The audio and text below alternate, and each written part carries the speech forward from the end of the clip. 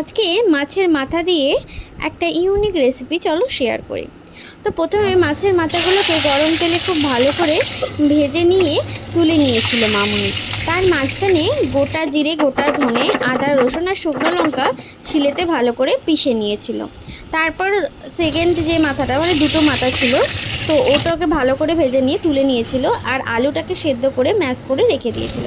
তারপর ওই তেলের মধ্যে গোটা জিরে আর শুকনো লঙ্কা ফোড়ন দিয়ে কেটে রাখা টমেটোগুলোকে দিয়ে বাটা মশলাটাকে ওর মধ্যে দিয়ে তার মধ্যে হলুদ গুঁড়ো, লঙ্কা গুঁড়ো, নুন আর চিনি দিয়ে ভালো করে মশলাটাকে কষিয়ে নিতে হবে যতক্ষণ না মশলা থেকে তেল ছেড়ে যাচ্ছে। মশলা থেকে দেখতেই পাচ্ছ তেলটা ছেড়ে গেলে তার মধ্যে ওই ভেজে রাখা মাছের মাথাগুলোকে দিয়ে তার মধ্যে ওই সেদ্ধ করে রাখা ম্যাশ করা আলুগুলোকে দিয়ে ভালো করে নেড়ে চেড়ে নিতে হবে। তারপর ওই মাথাগুলোকে খুন্তির মাধ্যমে ভেঙে ভেঙে দিতে হবে।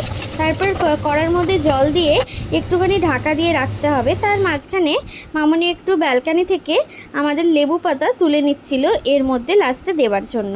তো এই লেবু পাতাগুলো তোলা হয়ে গেলে ঢাকনাটা খুলে ভালো করে নেড়ে চেড়ে নিয়ে লাস্টে কাসুরি মেথি দিয়ে নামিয়ে দিতে হবে।